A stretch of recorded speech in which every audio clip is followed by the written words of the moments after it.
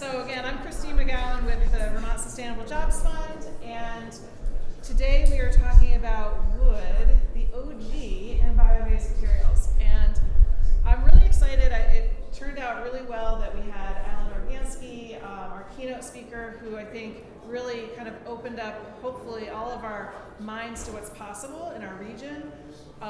We know, I think all of us are probably in conversations around the state around just the need for more housing.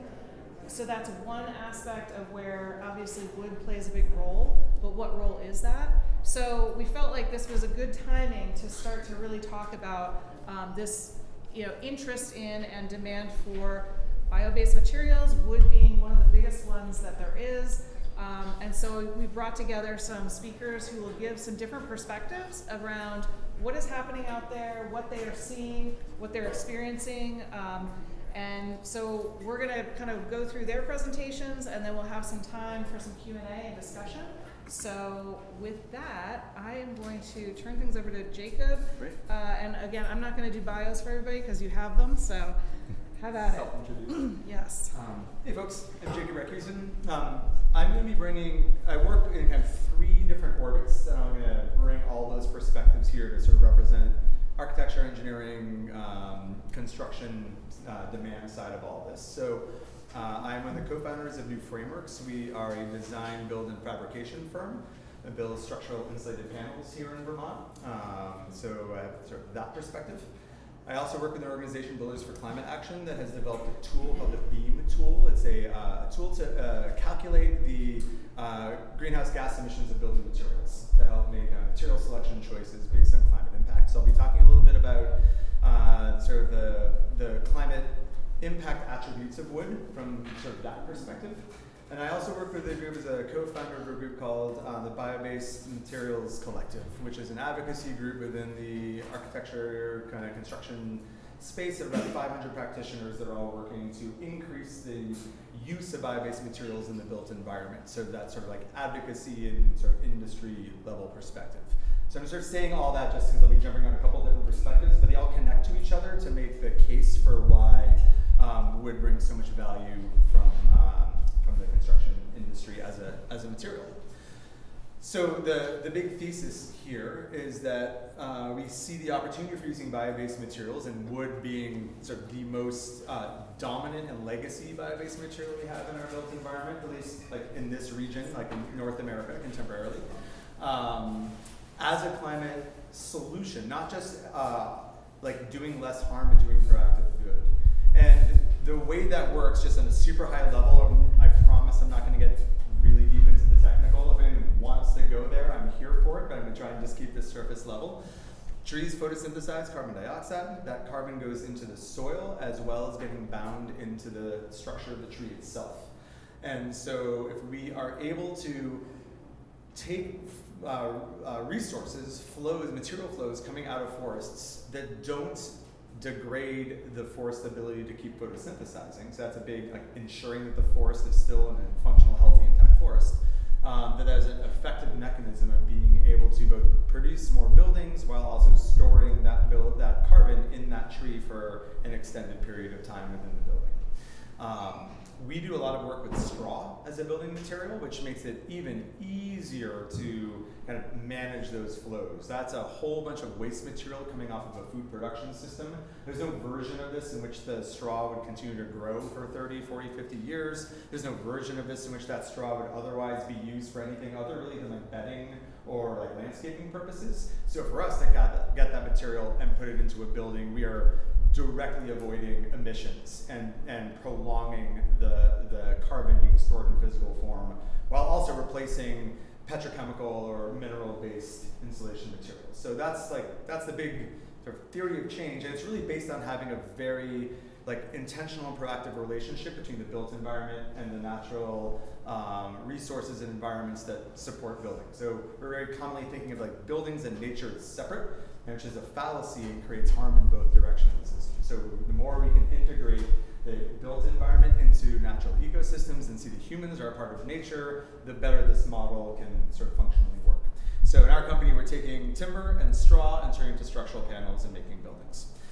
There are really clear documented benefits of utilizing wood as a structural material relative to other structural materials. This is not even looking at the carbon storage benefit. This is just the emissions that are released from the production of heavy wood frame construction all the way to the right, light wood frame. So this would be like a stud framing, one tick over to the left circled, and then a whole bunch of different steel and masonry and concrete, sort of comparable scale structures. So even if you don't count the carbon storage and are just looking at what are the emissions required to create a wood frame building versus some of these industrially intensive structures, it's a clear winner.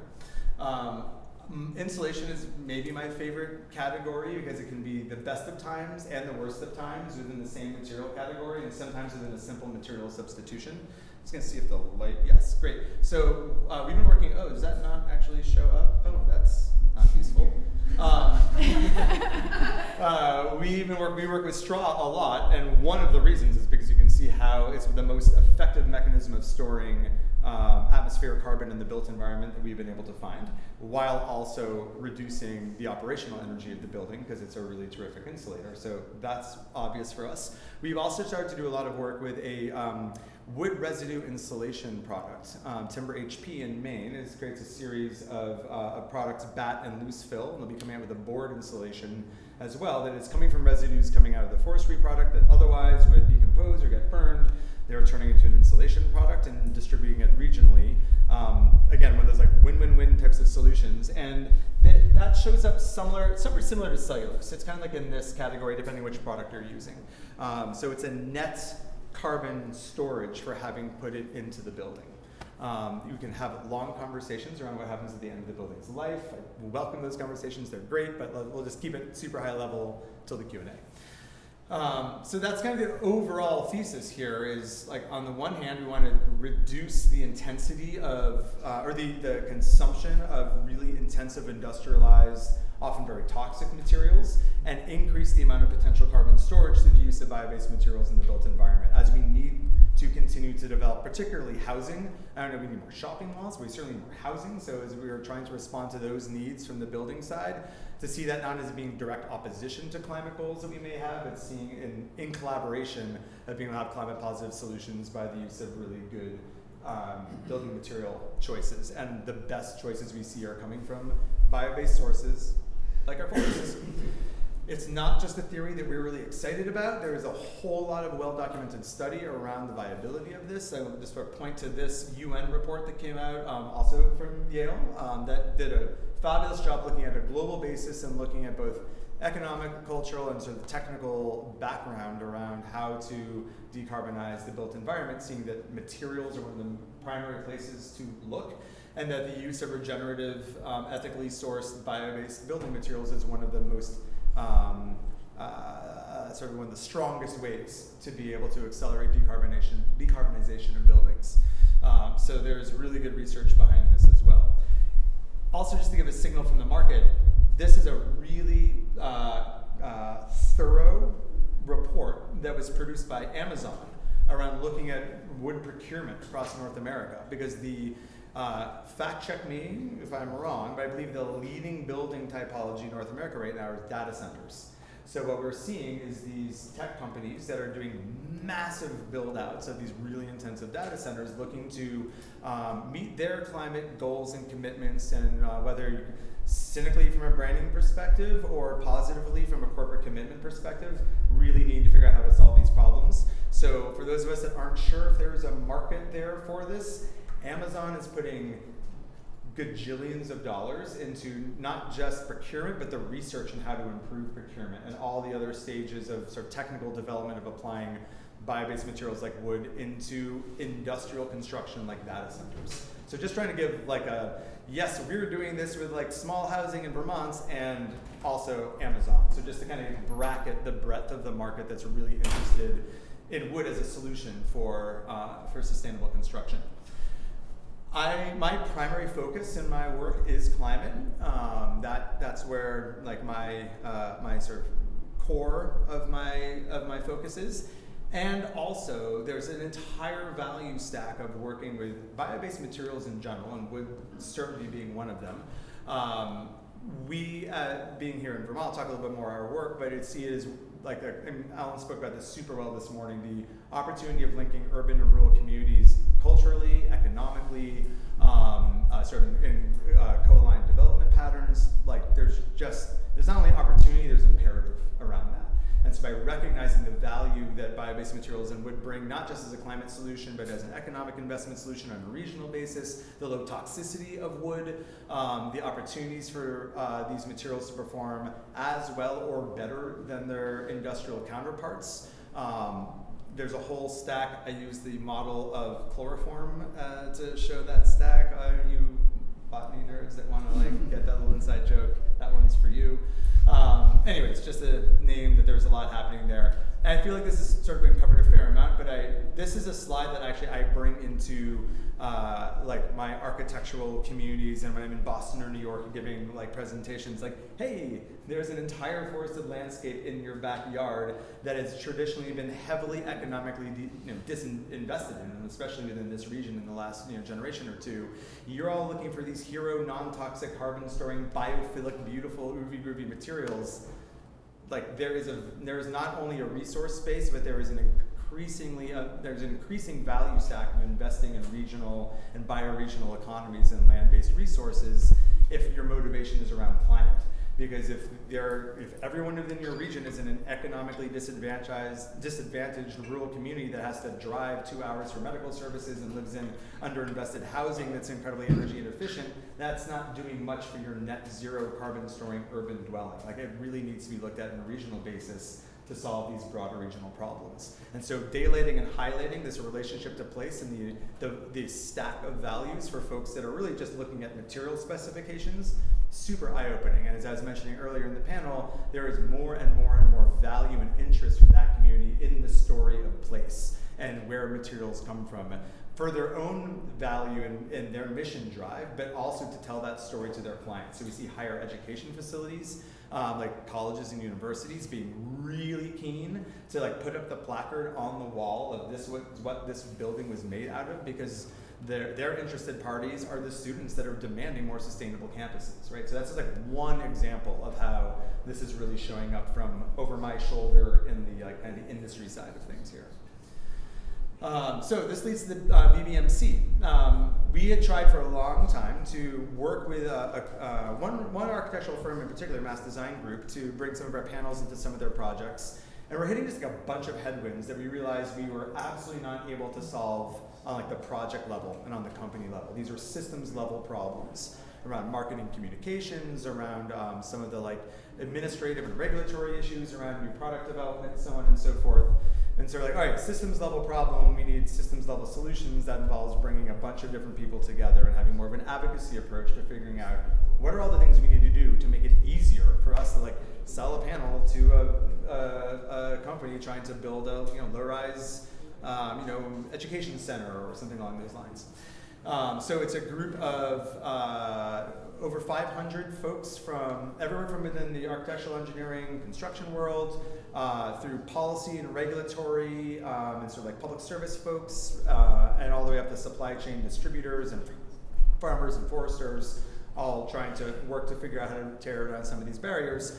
I hold this up. We just had a summit here in Vermont a month ago, in which we brought 50 folks, mostly from like Boston and New York and Philly and a couple of cities further to the west, Baltimore and DC, and we took them on a tour of our supply chain. We took them to Aurora Farms and showed them where the straw comes from. We took them to Clifford Lumber and showed them how wood gets milled. We took them to our shop and showed them how things get fabricated. And it was mind-blowing to these folks who really want to work with these materials that conceptually and like from a mission drive, like they're invested, but they have never seen where wood comes from. They've never seen where straw comes from. And to have that embodied and kind of somatic experience of smelling sawdust and actually seeing what production looks like at this scale, was literally transformative, based on the fact that I've now had multiple of these folks text me when they've gone to various other architectural conventions. They're like, we looked around the trade floor and we found 7 different bio-based material products. And I was like reporting back on what they're seeing in the market. I'm like, oh, this is how that works. So this is part of our theory of change, of how we can start to shift culture within industry, again, especially on the demand side, and just getting our community connected to the point of origin of where these materials are coming from. Really important. So this is Dave Kenyon, 8th generation farmer, the Nitty Gritty Grain Company in Charlotte, where we get the majority of our straw, teaching a whole bunch of architects about regenerative farming in Vermont.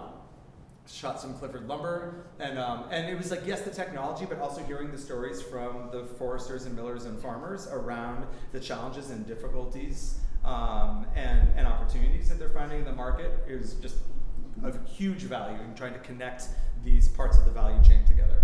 Then we went to New Frameworks. This segue into talking a little bit about the work that we're doing within New Frameworks. So we started as custom design builders and then pivoted from being a custom building service provider to a product manufacturer about 5 years ago. And now we've been building with straw and doing straw construction here in the Northeast for about a quarter century.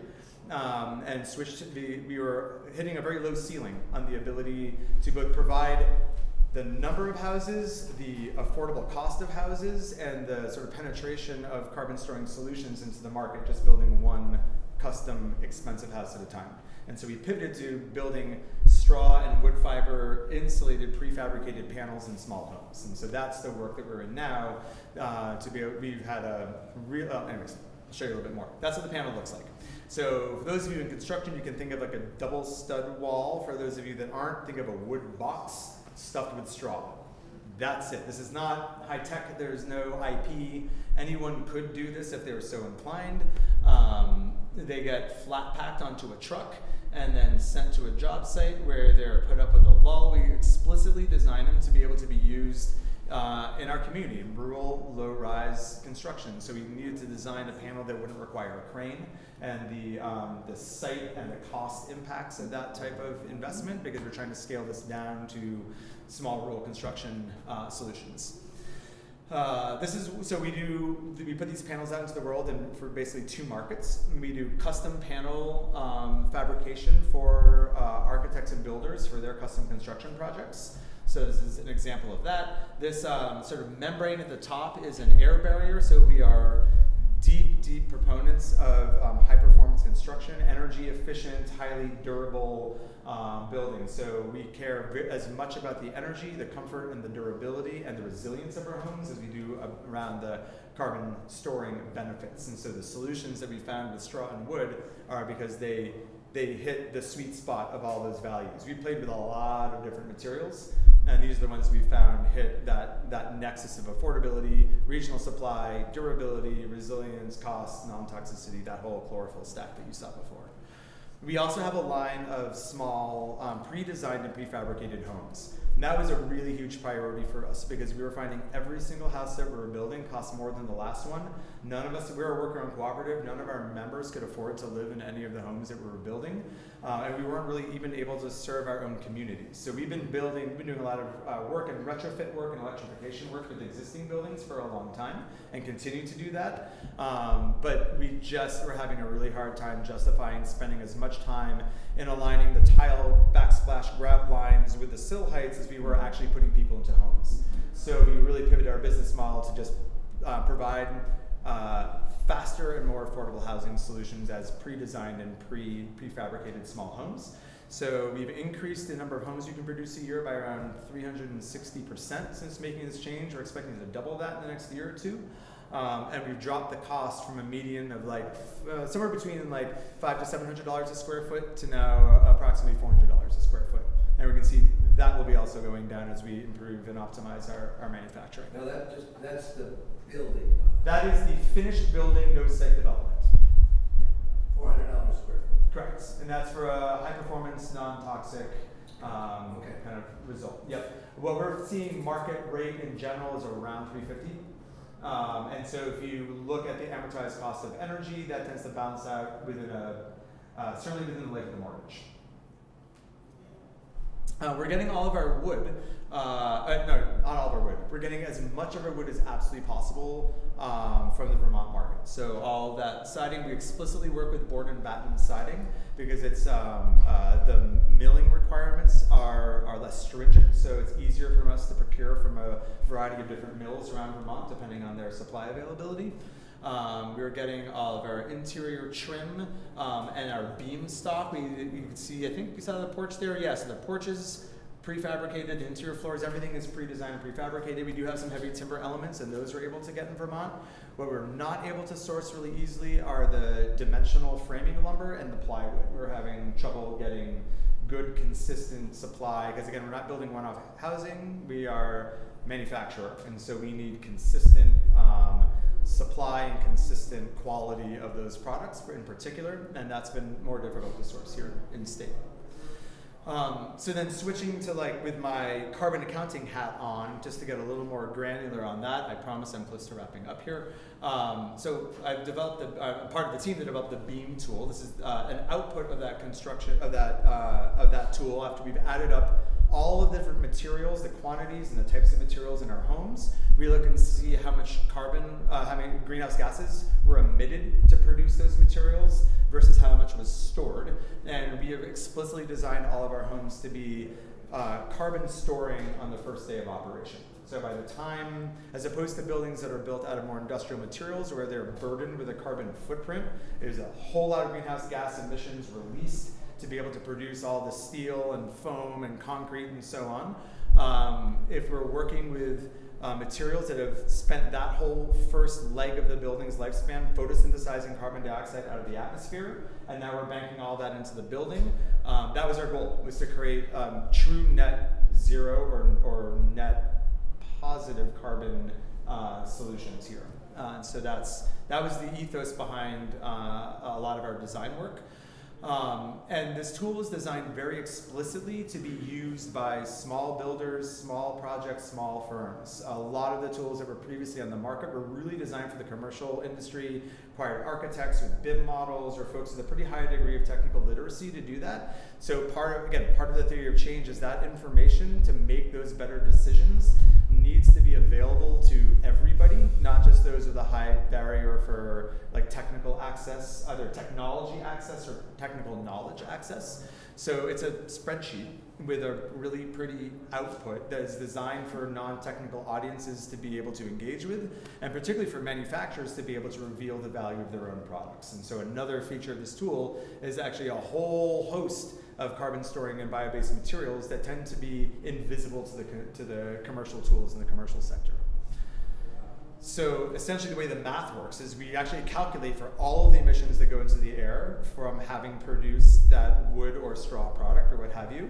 And then we also look at all the carbon, the mass of carbon dioxide that was photosynthesized that is resident in that specific product, and we deduct that from the total emissions. And those are the net emissions that we're calculating, again, in that product phase. So we're not looking at the entire lifespan, what happens after the building is demolished, but just looks at, generally in low-rise construction, that's around 3/4 of the emissions happen in the production of the materials. And so that's the sort of boundary we're accounting for. This is what it looks like. And again, maybe a little bit nerdy, but there's a whole bunch of different materials here. We identify what the quantity of those materials are. We select the product we want to select. We reveal these are all the greenhouse gas emissions that were released. Short cycle carbon refers to really its time length, its temporal cycle, if you will. So this is carbon flows that will go through a relatively short lifespan before it's back in the atmosphere. So we're talking cellulose is cardboard boxes coming out of the waste stream that otherwise would go through its end of life. Wood fiber insulation and the straw insulation are residues coming off of other industries that otherwise would go through its end of life. Purpose-grown crops like hemp that otherwise might not be grown were not grown intentionally for being a building product. So we feel good about giving a carbon storage credit for that. Wood gets more complicated, and it's worth pausing for a second and talking about some of the complexity around wood, because we don't necessarily know what would have happened to that tree were it not cut down. Would it continue to photosynthesize, or would it be killed by beetles or in a forest fire, sort of near the sort of end life trajectory for that species? That's looking at the tree. There's also looking at the forest, and basically what is the impact of the forest for that harvest having been conducted? Is a net benefit to the atmosphere, or is it contributing to deforestation? And it's often speculative, would that forest have been clear cut for for housing or development. Like that might be the counterfactual, right? So very clearly it gets really complicated with a whole lot of what if scenarios. And I'm a strong proponent of wood and the carbon storage value of wood, but it's important to acknowledge some of that complexity. So when you heard me asking questions around certifications and transparency and supply chains, it's because there's more complexity to manage because forests are more complicated. We're not just pulling out waste stream materials. We don't necessarily know if that batch of studs that we ordered is actually contributing to deforestation or contributing to a working landscape that's going to keep a forest a forest, unless we've got some insight as to what's behind the mill, as someone said earlier today.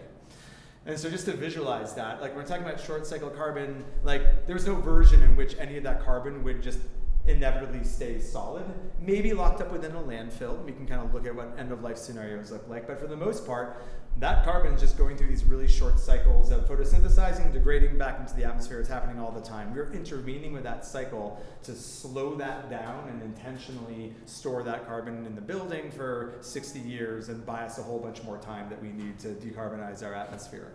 Long cycle carbon, it's just more complicated. Do you start counting when the tree was grown, or do you start counting when the tree was cut? Or are you looking at the soil carbon? Are you looking at the slash that was left in the forest?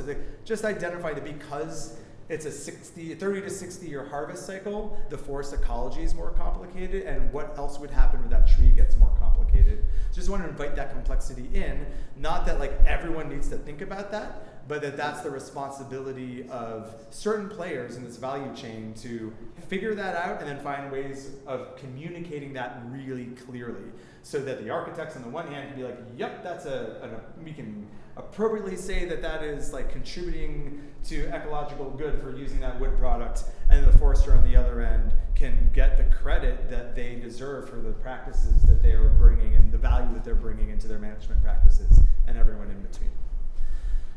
So what I can say right now is that because of that complexity, the transparency is complicated and not very clear. You don't have to read all these words. If we look at this later, it's there for you.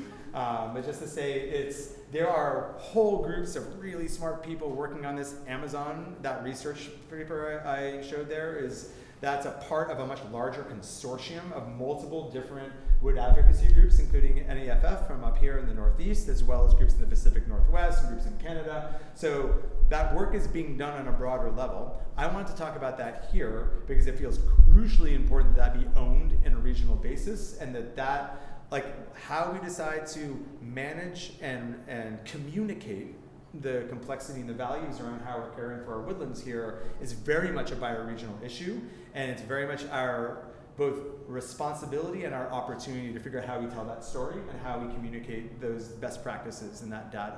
So I just wanted to at least name that conversation is very much happening in the industry, and the more that we can participate as a regional wood industry to kind of own that part of the conversation, the more inroads we'll have into those sustainably minded construction markets within this region. Because Boston is going huge on their housing construction, and they are in their codes and statutes requiring a host of different incentives or requirements around green building materials, including an embodied carbon provision within the Massachusetts stretch code. So those are the market opportunities that exist if we can figure out how to reveal that value into those places.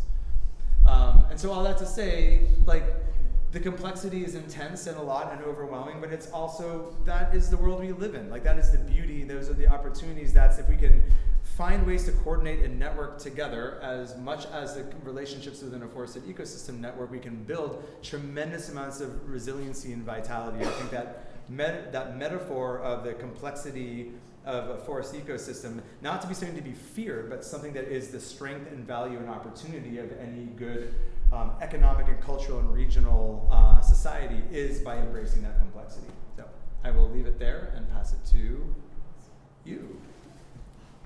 Thanks. Thank you very much.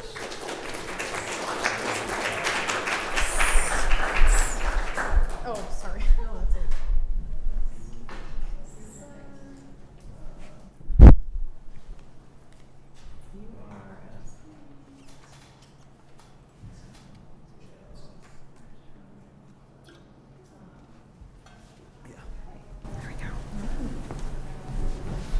Awesome. Thanks for coming. My name is Kendall Gray, and I work for the Northern Forest Forest Center. I joined the team in 2022 as part of our forest programs team, though we work very collaboratively across all of our teams. And today I'm going to share a bit about kind of how our work intersects with the forest products industry and our real estate work, how we got into that work, and our wood first approach, and a little bit more into kind of what we're looking at down the road with smaller scale mass timber. So for those who don't know us, the Northern Forest Center is a regional nonprofit. We work across the 30 million acre northern forest region stretching across northern New York, Vermont, New Hampshire, and Maine. And we seek to align our programs at the intersection of strengthening rural communities, growing forest-based businesses, and deepening forest stewardship. So for this discussion, I'm going to talk primarily about our work in housing and the evolution of our wood first approach. And I'll give a couple of case studies and some of the opportunities and challenges we've seen there, and show a bunch of pretty photos. So our work in housing really began back in 2018. We had been working in Millinocket and had consistently been hearing about housing as being a challenge for attracting residents to settle in the Millinocket area after having seen a loss of population after the paper mill closed there. We also at the same time, real estate was cheap in Millinocket, and we saw a potential opportunity to purchase a few buildings and revitalize those to provide middle market housing, really that kind of missing middle that you can't get financing for since it's not low income, but we also wanted to make it affordable for folks who are working in the community, thinking about our nurses, our teachers, municipal staff, or even just nonprofit employees, and seeing that also as really important for our wood products industry and being able to house the people who we want to work there.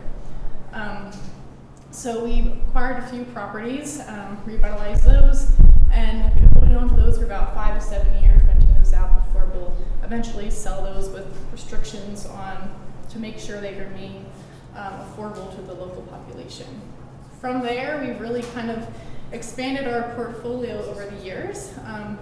In 2022, right as I was joining the Northern Forest Center, we opened our Parker J. Noyes building, which is, these are the photos, you can see the before and the after. That's in Lancaster, New Hampshire. 6 apartments and a commercial space on the first floor for a local food market.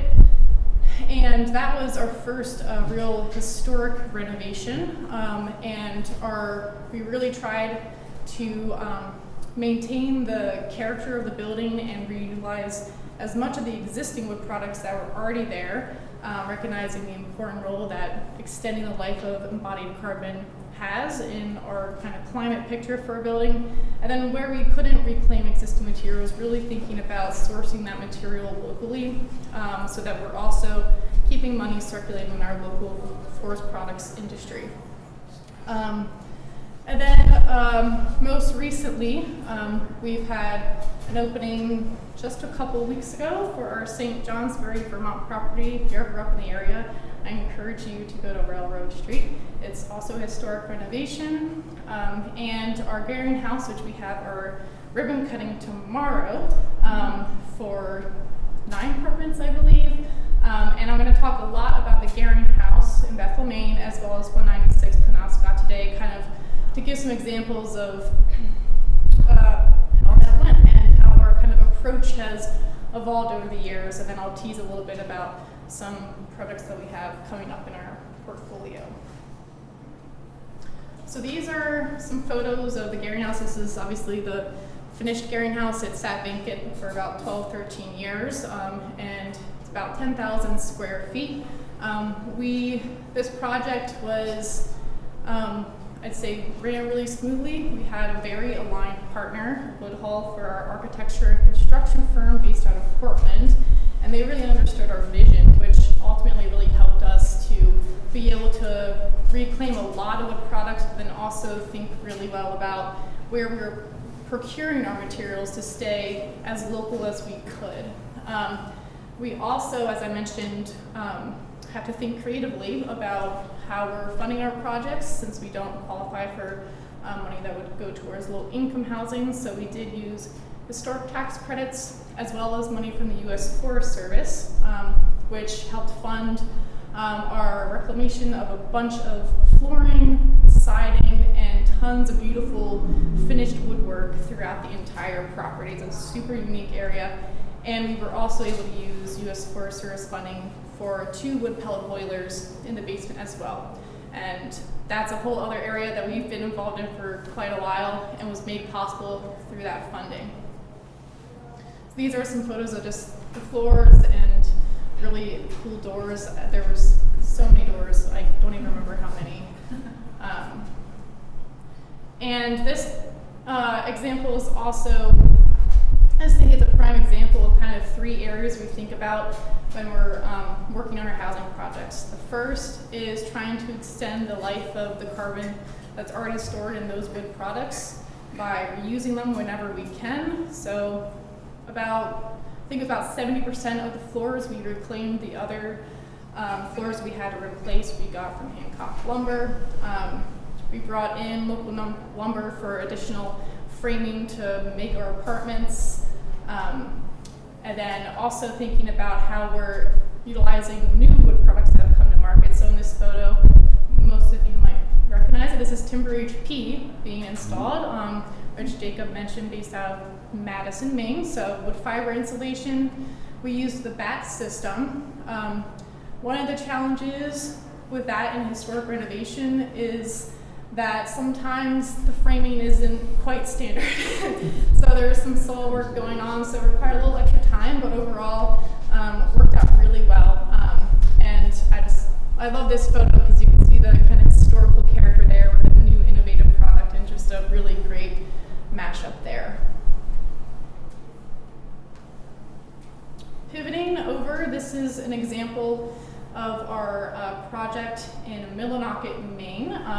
This will be 5 apartments and 2 commercial spaces. One is an ice cream shop and another will be a Wabanaki Cultural Center, visitor center.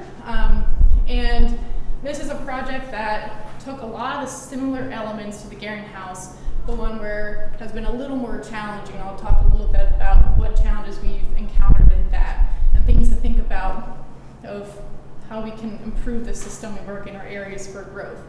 So, similar to the Garing House, we actually replaced the vinyl siding to wood siding, and we reclaimed the wood floors and also used timber HP. The difference here was just challenging in terms of our partners we're working with and trying to get past some just trying to center wood in the design being a little less implicit for some of our construction managers and builders here. So required a lot more of attentiveness and looking at invoices to make sure that what we ask for is actually what's coming. So for example, for our wood siding, we'd asked for Maine pine. Another foreign species was ordered. So looking really carefully and being really diligent to be really proactive in your own projects was really evident here, but ultimately got it figured out, and I don't have a finished photo, I don't think it's a slide deck, but it looks gorgeous now. We did also reclaim most of the wood floors, and that's another area of really, trying to be convincing about why we wanted to do that. It's time consuming, it's different, and it may not look perfect all the time because there's patchwork needed, but accepting those imperfections as what gives the property character. So that required a different shift. And also the disincentive to not procure and get the markup that you could get from procuring local wood was also a challenge. This project also used U.S. Forest Service funding to help make our wood pellet boilers possible for heating. And we did use timber HP in this property as well. And one of the challenges we experienced was also utilizing the timber fill, which is the loose fill, and that being a learning curve for our on site, having never utilized the project, learning how to utilize it, but also in using typical equipment to put that in, and it being denser was something to work through, and also great to also have that feedback loop for Timber HP to continue to improve their product. These are some photos of the wood floors and how they came together. So overall, it turned out really, really beautiful, but you can see some of the character we like to call it in. So just some general takeaways, kind of some of the challenges that I touched on is challenging the assumption that local wood or wood itself is always more expensive. That's not always the case. Working with architectures and builders to think about local wood products, sometimes it's not the default. A lot of times the default is what's cheapest, what's easiest to put in, or what they have most experience in. And in this case with 196, that was vinyl products or manufactured wood products. So that was something to work through, but also hopefully something that they will gain in their experience and be able to apply for future projects as well. I mentioned too, sometimes there's a disincentive for refurbishing existing wood products. It can cost time. You don't get the markup for procurement for that as well. And then I mentioned too, pretty being the enemy of progress. So accepting imperfection and that it adds character to the building, what makes it unique. I think the opportunities are, everyone knows the opportunities, but for us, we see it as important in the local impact to our region and keeping money circulating locally. Also, to continue to invest and show demand for our wood markets, both those that have been around for a long time or those for new wood products that are coming to market, and building demand for that, and also be able to show it actually in use as a demonstration for other people who are considering building projects, or maybe other non-traditional developers in this space too. Keeping our forests as forests and our lands economically viable. All the climate benefits, I'll touch a little bit in how I met Jacob for the first time, and the health and well-being benefits. And I think too, just given the current era we're in, where we hear a lot more, we experience a lot more headwinds in terms of public opinion about forests to cut, not to cut. We see this as really important to showcase the power that our local wood products have, the importance of local economy, and how they can really be climate solutions for us. So some of the things we have been working on with this project is some more storytelling in our projects, and this is where I've been most involved, is in how we're sharing why wood is good. This is a screenshot of a recent blog post we put up about the Garing House, and utilized the beam tool to do some comparisons just to show that we could have removed the wood floors, and put something totally new in, maybe even a lot quicker. That could have been an option. Or we could take the time and refurbish it, and this is how wood floors stack up to other potential products. And we also have some 2-pagers that we've been putting together, capturing some of the climate benefits of our wood products in the Garing House, and I'll say that this definitely grossly underestimates the carbon impact, because there's so much that was just really hard to quantify given how unique this property was, and curvy and hidden. And I have a couple printed if you want to take one. And then real quick, just looking forward. So we have 2 projects in New York, Elizabethtown, and Tupper Lake. And then we also are working on a project at Spruce Street in Greenville, which is a little different. For that, we are working with a company, Timber, to look at small-scale mass timber applications in rural areas. They're really trying to solve for kind of the labor challenge that can oftentimes drive up costs to build in the Northeast. So their premise is building very easy, smaller scale assembly, mass timber homes, think like single family homes, duplex kind of styles that stack flat on a flatbed and then you can put up really easily. And we have U.S. Forest Service funding to help us through that as for potential development in Spruce Street.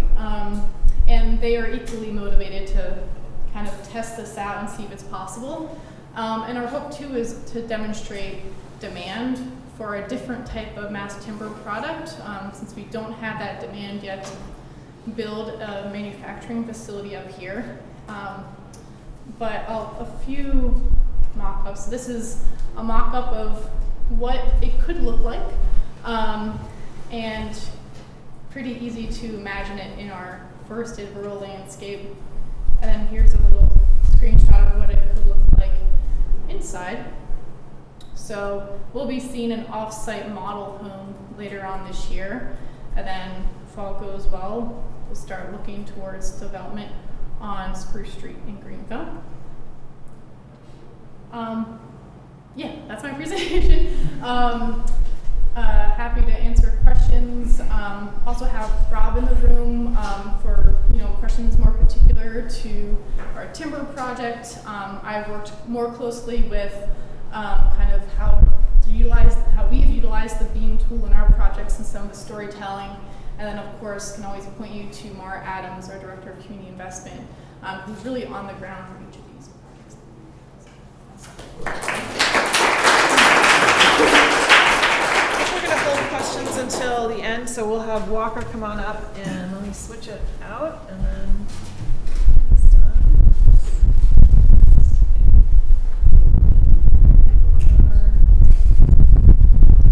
One more short presentation. Got it, Dennis? Are you ready, Walker? I'm ready. Although I did not name it the name of the talk. I think that's fine. Yeah. We got that covered. We got that covered. Hey everyone, good to be with you today. I'm Walker Kamak. I'm the Program Director at Smokey House Center, which is a land-based nonprofit in Danby, Vermont, southwestern Vermont, around the New York border, south of Rutland. I'm coming from this more from the forestry side of things, and the context is this. I'm working with a team to manage this historic nonprofit that is very place-based. Like everything we focus on occurs in this 5,000 acre valley. But all of the work that we try to do there, we try to tether to larger regional initiatives and solutions. So I'm going to talk to you about a particular project we've got going on, focused on everything we're talking about today, green building and how we can better utilize local wood coming from the forests that surround us and the communities that are living in those forest communities. In our future buildings. So just a little bit more about Smokey House Center. We're a 50-year-old nonprofit, but we've gone through a lot of changes and pretty drastic changes in the last couple of years. We're really a couple years into a really new phase, but our historic mission through that 50-year history has been broadly to maintain a working landscape that promotes sustainable agriculture and forestry practices while engaging people in meaningful ways. So there's a really rich history of active forest management, really rooted in ecological forestry, a lot of the forestry we've been talking about today so far. But we're just a couple of years into really moving into a new role of a land-based research center focused on exploring what that bioregional future looks like, how we can move our farming communities and our forestry communities into that future where we're in a more sustainable reciprocal relationship with the landscapes that we exist within. So we're doing a lot of collaborative research. This project is one example of that. We have regional partners all over Vermont as well as outside of Vermont. And all of these different research projects really become the scaffolding of our second real purpose, which is workforce training for young people. So I know another topic we've talked about today is like in the forestry world, one of the elephants in many of the rooms is that you don't have that many young people. And we're really focused on that, is getting more young people involved in these future industries. instead of training them in the industries that we're trying to get ourselves out of and then being forced to retrain them, right? Like getting them when they're young and having them actually contribute and be a part of these solutions. So we're really excited. This summer we're launching what we're calling our Future Foresters Apprenticeship, where we've got 6 college-age students from around the Northeast coming and engaging in all these projects for 10 weeks on site. So they came at the beginning of this week, so it's been a really exciting week for us. And they'll be working a bit on this project as well. So before I get to the project, I want to start with the problem that, like I said, it all goes back to this 5,000 acre property that we're stewarding. And as we've ramped up this programming, we have all these historic houses on site, but a lot of them were built in the 1800s. They're quite old. We're in a pretty rugged part of Vermont. We have wind gusts of 130 miles per hour coming through this valley, hard, long winters. So our houses, at this point, it's a struggle to keep up with the maintenance of them. This is our property manager we have one property manager for the property, so Scott has a very difficult job. He's managing a lot. He just put a new kitchen into this house. This is called the Fisk House this winter. So, that's $30,000 or $40,000 that we just put into this building, which is not insignificant for a small nonprofit, right? So we found ourselves kind of, as we're really launching this new program and getting a lot of researchers, collaborators, young people onto the property, one of the challenges we're up against is like maintaining these buildings. So it feels like we're on a bit of a hamster wheel with that. So we've been thinking a lot about that strategically and like how we get off that hamster wheel. So that starts to get to this project.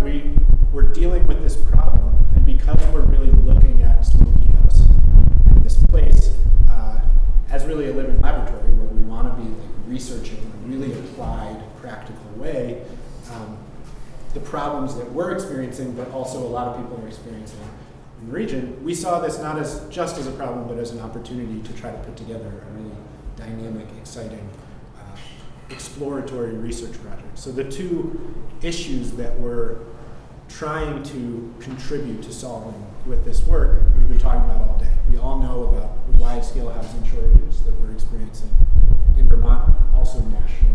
Like, I don't know a community that's not experiencing that. And then at the same time, this sort of erosion of our ability to utilize local wood in the buildings that are occurring in our communities. So those are the 2 issues that we're really trying to solve. And then the container for this work is a 3-year Northern Borders Regional Commission Forest Economy Program grant that we got just a little over a year ago now.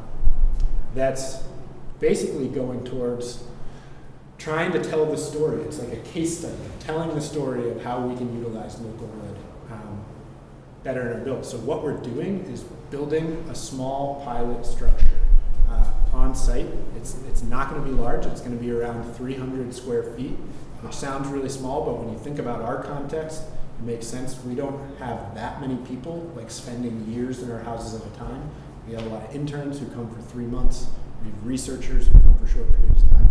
So that might not seem relevant to like other housing situations, but it actually is. In our area, we have a lot of farming communities, and a lot of farmers depend on the short-term labor as well, where you have seasonal labor, you have farm labor kind of spiking in the summer and then decreasing, and they have similar housing needs. So this project felt like a metaphor sort of for some of those issues going on in our rural communities. So we've been having that sort of inform the direction of this project as well.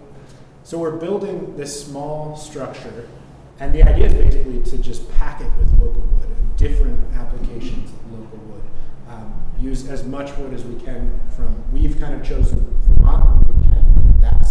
We want to tell the story of Vermont wood, but then if there's other innovative materials like HP Timber is getting a lot of love, we'll be using their materials as well. We're okay with that as well. And the idea is really like throughout this process, the research, the design, the build process, use that as a container for mapping the woodshed here in Vermont. So looking at the opportunities, looking at the barriers, looking at the existing processing infrastructure we have, where are the gaps, how does that need to change to better utilize the wood that's coming out of our Vermont forests, and then looking at these evolving trends as well. So the way that we're doing that, We just launched a survey today that we hope all of you will take that has specific questions trying to capture some of this information. We have a researcher from the Rubenstein School who is here today, not in the room right now, Trip Whiting, who is doing all sorts of sort of semi-structured interviews with people, stakeholders from all across the woodshed, from the supply side, operators, foresters, to the processing side. Who are the mill owners in Vermont that are still existing and finding a way forward, to the demand side. A lot of the builders and the architects who are looking to work with these materials more. One of the deliverables that we hope will come out of that process, and we're actually working with New Frameworks on this, is a local materials guide for healthy materials, including a lot of these wood products. Like, how do we integrate all of these materials and create a guide where the architects, the demand side of things, can come and see this thing and get a sense of how they can use these materials. We're not at the process of building this thing yet. That's going to start early next year. But when it does, we're going to also do all sorts of educational events, a lot of hands-on trainings for builders in the region to come and see what it actually takes, what it looks like to build, to utilize local wood on the ground. And then the final deliverable will be this building at Smokey House. And we are a public-facing entity that gets a ton of people coming to our campus every year. And the idea is that this thing will really be an ongoing educational resource where it's sort of like an ode to what, this vision Alan has for what local wood could look like in the future. Hopefully this is just one example of that, where people can come and see these practical applications and feel inspired. We have a lot of project partners. Our sort of philosophy at Smokey House is like, we are not the experts. We cannot solve these problems on our own, and as much collaboration, even though the more you collaborate, the more complex it usually gets. We welcome that complexity, as Jacob was saying, because it's just like, these are complex systems we're working in and there's no simple answers. So we are really privileged to have an amazing team of partners on this project, a couple in the room. So we're working with the Rubenstein School and Tony D'Amato quite a bit on thinking through sort of the forestry side of this project. What sort of forest management do we want to be centering in the story? How do we want to be sourcing the wood from forests here in Vermont? The lead designers for the project are from the Parsons School of Design. They have a lab called the Healthy Materials Lab that really focuses on using non-toxic materials that are not emitting huge amounts of carbon. They've been great to work with. But they're working with New Frameworks actually, because we've been really inspired by New Frameworks' work to design, and I'll show you some designs in a second, to design these pilot structures. We actually have two of them, two prototypes, to meet all of New Frameworks' modular wall unit measurements. So that's going to be one of the primary materials that's used in this build. Vermont Green Building Network is really helping us do some of this outreach to the demand side of things, the architects, the builders, they've helped us design this survey, distribute it. When we get to the workshop side of this, they'll also be helping us facilitate that. And then Vermont Sustainable Jobs Fund, this is more of an informal thing, but Christine has been hugely helpful in this process. She just holds so much of the knowledge of this entire network and this woodshed in her mind. So she's been huge so far. And then Vermont State University is the one who's kind of overseeing the grant and the administration.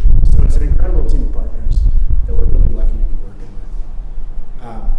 And the long-term vision, I kind of told you, when you're working with a grant, you have your deliverables, and I laid those out for you. But really what we're working towards, the multi-year goal for this, is to create a workforce development program for young people. I already told you about our future foresters apprenticeship.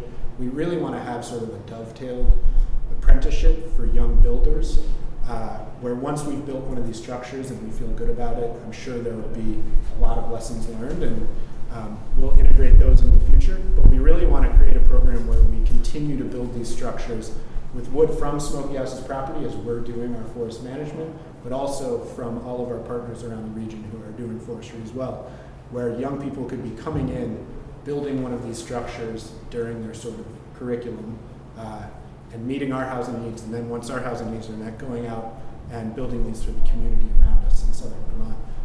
And then hopefully, building some synergies with folks like New Frameworks, where we're sending those young people directly out in the workforce. That's sort of the philosophy of our work.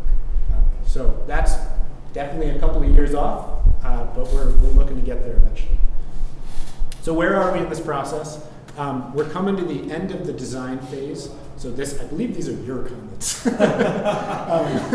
So it's been pretty fun to be a fly on the wall, mostly for the folks at the Healthy Materials Lab and New Frameworks team, kind of, because this is complex to try to build something entirely new, but design it to these standards. And it's been fun to watch this process evolve. So we're getting to the end of that. I won't even try to make sense of what's going on here, but we leave that to the experts. And as that process has been unfolding, this is Tripp, who's again one of a graduate student at the Rubenstein School, who works with Tony D'Amato, who's been starting to lead some of this sort of woodshed mapping, semi-structured interviews with stakeholders. And he's also now we're really starting to think about the sourcing. Like, literally, now that we have a sense of the design and the material needs for the project, where are we going to get these wood products from? Which is a really exciting phase to be moving into. And I didn't say this at the beginning, but I'm not going to share any solutions with you all today, but we're at a really appropriate phase to be talking about this with folks, because we're trying to just get as much feedback from people as we can. So if you see this man, he's here today. If you see him, go talk to him about local wood utilization. And please follow up with us, because we'd love to, if you have perspective to share, we'd love to talk to you. So we have full designs down at our table in the main exhibit, so I'm not going to linger too long on this. This is also a little bit out of date at this point, but this is one of the designs. So you can see the straw bale panels in here, and get a sense of kind of the scale of what we're talking about here. Here's prototype B. We're not going to do it right now, but we've been doing some of these talks and doing some informal voting, which has been fun. But these are the two prototypes. And yeah, like I said, we're sort of in this woodshed research and mapping phase, and starting to think about sourcing. And again, the idea, I think what we've talked about so much today, is the storytelling aspect of this, and how we have a lot of catching up to do, I think, to tell the story of why local wood is a positive thing for our communities. So we really see this project as an opportunity to do that, where every single piece of wood that would be on display, we want to be able to tell the story of where it came from, who had their hands on it, what mills processed it, who were the foresters that marked the timber, and why, what were the co-benefits of that management, so that when the public are coming and checking out this building, we can literally run them through all of that and kind of tell the story of how important this is. As far as sourcing goes, we will be sourcing some of the wood from Smokey House Center. As I said, we do forest management on site. Specifically this winter, we'll be doing management in future sugar bush for another research project around climate adaptation and maple syrup production. So this is sort of a map of the stand, and we're doing 4 different experimental silviculture treatments. It is a stand that has been managed as a sugar bush for probably over 100 years now, so it's basically pure sugar maple, really beautiful, straight, large sugar maple. So that's what's going to come out of this stand. There's not going to be much other diversity besides sugar maple. So the sugar maple for the build is going to be coming from our site. But other than that, we didn't want to source everything from Smokey House, because like I said, we're trying to kind of tell the story of as many different groups as we can. So yeah, the way that we're thinking about sourcing is, we really want to be framing the forestry side of this as really thinking about climate adaptation in forest management, and forest management as a tool for building resilience into our forests, thinking about diversity, thinking about structural diversity, species diversity, age class diversity in our forests, and really kind of taking a worst first approach to the wood that we're sourcing. I think, Alan, you kind of were getting at this earlier, but looking at our forests and saying, what what wood do our forests need to be removed in order to build more resilience in the face of these really intense impacts that we're going to see coming down the line, rather than like what's the wood that is easiest to build with, which is a challenge, right? Like that is a huge challenge, but this is sort of a pilot project where we're looking to be creative. So while it's not we don't necessarily want to be like, we're using this specific wood, through this stakeholder engagement process, we're also trying to solicit feedback from foresters and different folks about like, what are the wood species that we should be building more with. So this is kind of a working list. It's constantly being updated. You can see some of the interior application species, exterior application species that are a little bit more rot resistant. And then, there's the kind of like getting creative, like what could we do with some of this small diameter, beech bark disease riddled beech that we have coming out of the forest. That's like the bane of foresters' existence in Vermont, right? In this stand that we're managing, it's beautiful sugar maple and then a mid-story of striped maple that is just like keeping any regeneration from coming in. Is there anything we can do with that? It's like, that's, we're a long way off from thinking about creating a viable market around that, but maybe we can explore something, on a small scale. And then the age-old question in forestry is, how do you better incentivize low-grade and small diameter wood? Right? That's the bedrock of good forest management, is taking just enough of the good stuff to incentivize getting the low-grade stuff out of there. So we want to be thinking about that constantly with this work. But this, like I said, this is constantly evolving, and we're at the phase where we want to hear from you all. So if you're like, you are way off with this, tell us. We want to hear it, right? We want to talk to you. And then I'm not really going to touch on this, but there's a whole second part of this project. This is a historic dairy barn right in our central campus. And because these houses are going to be small, and the vision is to have all of our interns living in them eventually, we want like a community center too, where everybody can be together. So we want to renovate this historic dairy barn into that community center. And this is really an opportunity for us to think more about integrating like traditional timber framing. It's this beautiful sugar maple timber frame with some of these more innovative materials like mass timber. So we're going to get the plans for this. We're not going to build this within this grant cycle. But the hope is we'll have these plans and then be able to go out and find the funding to do this. And again, it's the Healthy Materials Lab who's helping us design that. So just to wrap up, like I've said, we're looking for feedback. So we want to hear from you about like, who are the stakeholders that we should be talking to right now in Vermont, outside of Vermont. Please let us know, either during the Q&A or come talk after, or come meet us down at the table. And then really practically, like, we want to know what forest management is going on in Vermont this winter that you think the story should be told to the general public. And if you know of any specific sites, let us know, and we want to source our wood from that site. So please let us know about that, and we can be in conversation. I have this picture. Someone else, I don't know if it's been said during any of the talks today, but I was talking to someone at lunch, I think, about like how, Hannah, I think it was you. Vermont is so well known for its farm to plate movement. Like that is just, everybody takes such pride in the local food movement, and it really feels like there are tangible lessons we can take from that movement and apply it to the local movement and be thinking more about like farm to plate, wood to home, and really lean into telling that story.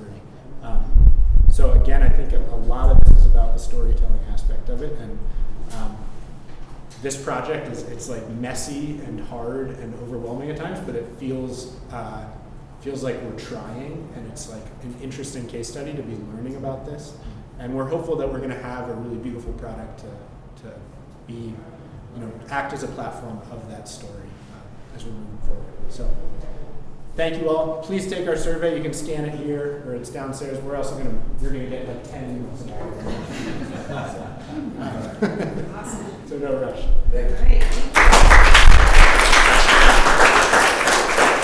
All right, so we have some time for questions. So would love to bring our panelists up, and who would like to ask a question or make a comment about what you heard? Did you learn something? you didn't know, anything surprising? Yes. Kendall, I'd love to learn how you all like prioritize the properties and the communities that you're making these big renovations in. Like, how, it just seems, I was just like looking up on the map, like, oh, Green Building's over here, and St. J's over here. And how was the process, the decision making for that? Yeah, it's a good question. And Rob, feel free to chime in at any moment. Yeah, I think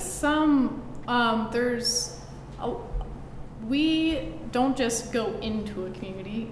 We look to, I mean, a lot of these communities, we have been building relationships with different people and organizations for a long time, and really want to be like welcomed in and asked into the community too, to like know that they also want our participation and our partnership.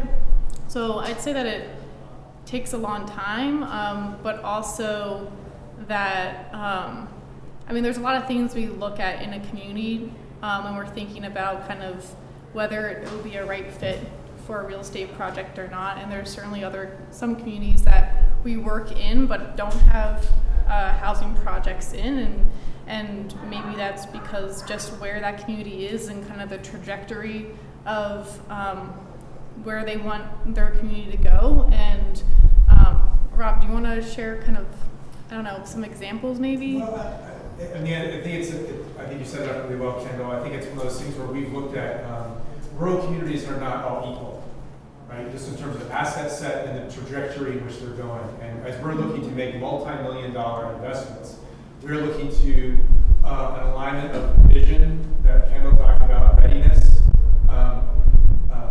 leadership, both traditional and non-traditional, meaning voted in and or appointed, and who is in the community, and some level of momentum. We want to be an accelerant and a catalytic investor. And if you're sort of in a community that's managing decline, like a catalyst is going to be a bump, but you're still going in that direction, right? So if your education system and your healthcare system are kind of either not there or really very, very poor, that's a long ways up. And we have exposure here in terms of we have an impact investment fund. People are investing in us that we then redeploy into these projects. So we owe debt to like lots of people. And so that calculus of what's our risk mitigation is on the readiness and alignment with communities. So it's looking at that constellation of communities. They're not all the same, right? Millinocket, Greenville, Bethel, St. Johnsbury, and Newport, all different. We think that's important because those reflect different types of rural communities. An old mill town, a county seat or a civic hub, a destination recreation community. So we want to be diversified in that regard. And I think the other calculus that comes in this is, are there buildings to redevelop? What's the building stock there? Or does it need actually new construction? And we didn't know what new construction was until we got through to Greenville, and there was really nothing to redevelop. Like, well, I guess we need new construction. So we bring in this partner timber and look at how does that fit with our sensibility of the green development piece. And so the last thing I'll say, because I know this is your question, but the siting, it was mentioned before, I think Alan mentioned it, other people have mentioned it, it's like the siting of where the building goes is our first filter. Like if it's not within or like a hair from existing infrastructure, we don't want to touch it. Because if we're going to be contributing to 5 miles out of town, there's 25 green acres that can be totally developed, it's perk tested, it's wonderful, like we don't want to do that. Like how do we look at infill development, and that is that's the first of our green building principles and a whole bunch more. But we now went from Millinocket to having projects in 8 communities, and we learned that they are all different and all like unbelievably well received, which is super reassuring. So sorry if that's long-winded. No, that was much better said. I'll also add to that we have a whole spreadsheet too of just data that we track on different communities in the region, just to kind of get an indicator for that community, the vitality of that community, if our work is starting to have sway, knowing that there's a lot of lag time in data. And so that's something that we utilize too, and as a kind of a background to our thinking and our work, and a tool for us. And it's federal data, it's state data, it's town data, and then we even just document kind of what we're hearing observation-wise for our staff who are oftentimes actually living near these communities that we work into. You asked the second question about the actual building selection. Sure, Yeah, yes. so really quickly, we group together a bunch of advisors in the community and say, where are your priorities? And then we basically do a financial rubric on those. So every project that we've gone through has been identified by local folks. That then helps when, in the case of St. John's, where we got some ARPA funding through the town was already like, we know your spot, we want to support that. And then going on an infill is always like the first part that is always embraced by the advisors that we collect. So these aren't like-minded people. They're not the ones who are saying go up and buy the mall, redevelop the mall. Hopefully someone else did that in CJ. But that is a key component of making sure this is a community-driven process as opposed to us dictating the rules. And I will say that Kendall showed you the picture of the project in Lancaster, the first slide, the before and after. I was looking at like a building like a third the size across the street. Because like this is manageable for us, and people are like that's the catalytic one, and I was like, oh my god. And it was like 3 times the cost turned out to be, but it was the right one, and we followed the right advice. Thank you both. Any last burning question? Oh, Jamie. Just quickly, Jacob, your walls that you're constructing, what's the R value on the wall? R38 is the, I think, safe number. And the reason I'm being a little bit cagey is because there's still more like product specific data testing that's required. We have a bunch of material R value testing, and then we've got some assembly testing from custom constructed walls, but we don't necessarily have a bespoke test for our particular panel. So I just want to be super transparent around that. But that, as the R38 is a conservative number. If I was to build that in Europe using their standardized testing, it would be like R42. I'm trying to be a little more conservative than that. Yeah. Yeah. And I think Alex, one more. It's like a wood supply question. So I'm familiar with a lot of people who have a good-sized wood miser or a bandsaw mill that they've built in Vermont. They produce a pretty astounding amount of wood. It's a tiny amount compared to a sawmill. It's usually the same person who's running the mill, who's procuring the logs, who's trying to sell the lumber. Are you familiar with any like marketplace systems in Vermont for that wood? Either cooperative or commercial or otherwise. I can't buy that stuff at the Valley Building Supply. So we have worked with custom milling quite a number of times, and it has always been within a project context. I have not yet, as a procurer, been able to find a market to pull from that is being fed from individual wood millers. I think that points really clearly towards the potential of where, sort of like we were talking about earlier, but like in much more micro, that I think there is way more milling capacity and tree capacity that can meet the demand, but somehow trying to get those two together has just not quite been able to land well. So we've been able to take advantage of that, but it has been on a per building custom scale. And what I can say is as a practitioner, going from that per project custom scale up to a product manufacturing scale is non-trivial. It is a huge, and we're small, but it is a completely different business model. It's a whole different scale. We were getting pretty much all of our wood from Vermont until we moved to products, and we just can't find someone to provide that consistency. And I see it on the other end for millers that are at a smaller, more custom scale that can produce more than a given building, or could produce even if they don't have a building contract, can't get connected to a market where the floor for that market is still above their heads. Well, I'm sorry that we're going to have to cut it short because we are going to do a quick transition to our final wrap up for the day. So let me just a round of applause for.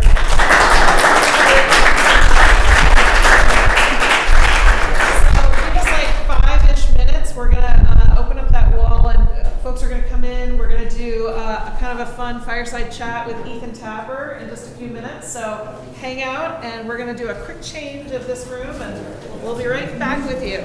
Is your survey just geared towards Vermont folks? Or